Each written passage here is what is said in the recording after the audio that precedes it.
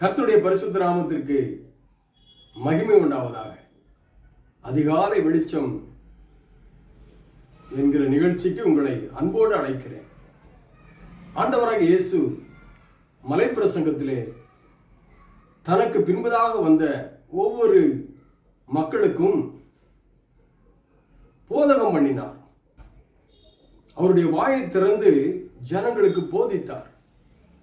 நம்முடைய ஆண்டவர் நல்ல போதகர் என்று வேதம் சொல்கிறது.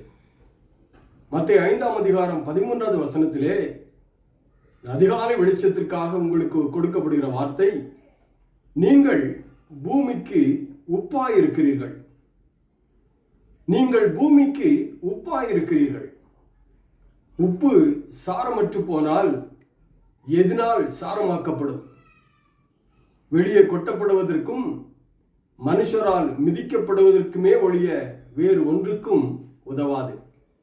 அன்பான தேவனுடைய பிள்ளைகளே, ஆண்டவர் இந்த காலை வேளையிலே உங்களையும் என்னையும் பார்த்து சொல்கிறார், நீங்கள் இந்த பூமிக்கு உப்பாயிருக்கிறீர்கள். உப்பு என்பது நம்முடைய அன்றாட உணவில் ஒரு அத்தியாவசியமான பொருள். இந்த உப்பை பயன்படுத்தும் பொழுது அந்த உப்பானது சரியாக பயன்படுத்தப்பட வேண்டும்.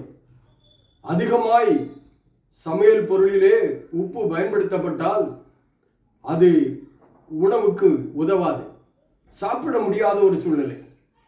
கொஞ்சமாக இருந்தால் ருசி குறைந்து போகக்கூடிய சூழ்நிலையிலே இந்த உப்பு காணப்படுகிறது.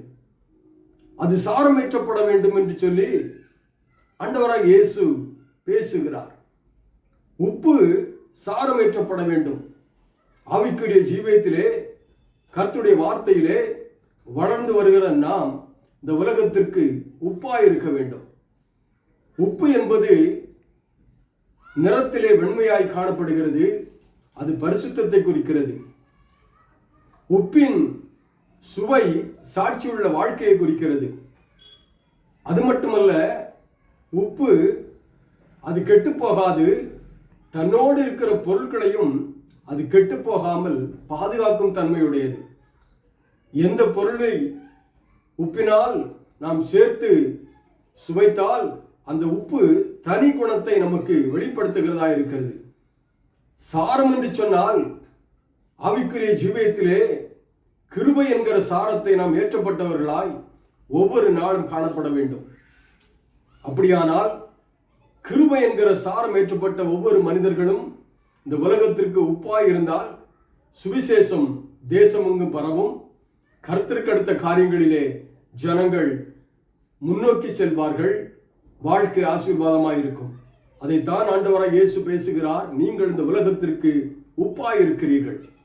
நாம் உப்பாய் இருந்து சாரமேற்றப்பட்டு மற்றவர்களுக்கு பிரயோஜனமாய், மற்றவர்களை அழிவிலிருந்து மீட்கக்கூடிய ஜனமாய், மற்றவர்களுக்கு ஆசீர்வாதங்களை கொடுக்கக்கூடிய ஜனமாய் கர்த்தர் உங்களை ஆசீர்வதிக்க வேண்டும் என்று சொல்லி இந்த காலை வேளையில் விரும்புகிறார்.